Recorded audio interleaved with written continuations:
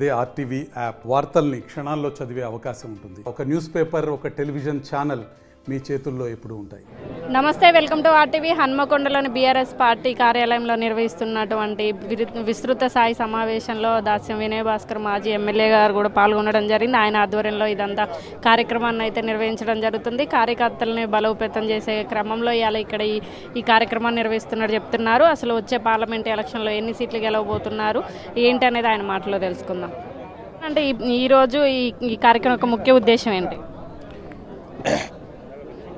BRS party అధినేత కేసీఆర్ గారు, working president KT Ramarao గారు వారి ఆదేశం మేరకు అన్ని నియోజకవర్గాలలో పార్టీ పటిష్టత, అదేవిధంగా ఎమ్మెల్సీ ఎన్నికల గురించి, మరి పార్లమెంట్ ఎన్నికలకు కూడా కార్యకర్తలను సన్నద్ధం కావాలని చెప్పి ప్రతి నియోజకవర్గంలో కూడా ఈ సన్నాహక సమావేశాలు నిర్వహించడం జరుగుతుంది. అందులో భాగంగా వరంగల్ వెస్ట్ నియోజకవర్గంలో ప్రతి నెల కూడా మేము సమావేశం నిర్వహించుకుంటాం.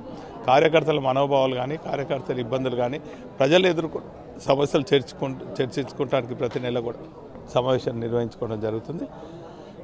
మరి ఈ నెలలో మరి పార్టీ ఆదేశం మేరకు ఈ 3 అంశాలపైన మరి అదేవిధంగా పరిశీలకులుగా విచ్చేసినటువంటి కవి, గాయకుడు, ఉద్యమ నేత ఎమ్మెల్సీ దేశపతి గారి నాయకత్వంలో వారు ముఖ్య అతిథిగా రావడం జరిగింది. వారు అనేక అంశాలను ఈ ప్రభుత్వం మాయమాటలు చెప్పి ఇచ్చినటువంటి హామీలు కానీ, మరి చేపట్టవలసిన గ్యారెంటీలు అమలు చేయక ప్రజలు ఇబ్బంది పడుతున్న అంశాలను కూడా చేపట్టడం జరిగింది. ఏదేమైనప్పటికీ కూడా మా పార్టీ, మా శాసనసభ్యుల అసెంబ్లీలో, అదేవిధంగా మేము ప్రజాక్షేత్రంలో ప్రజలు ఎదుర్కొన్న సమస్యలను ఎప్పటికప్పుడు ఈ ప్రభుత్వం దృష్టి తీసుకొస్తాం. గతంలో జరిగిన ప్రభుత్వంలో ఇక్కడ వరంగల్లో అభివృద్ధి జరగలేదంటూ విమర్శిస్తున్న ఇప్పుడున్న అధికార నాయకులకి మీరేం చెప్తారు? అభివృద్ధి గతంలో తెలంగాణ రాకముందు ఈ నగరాన్ని పరిస్థితి చూడండి, తెలంగాణ వచ్చినాక కూడా చూడండి.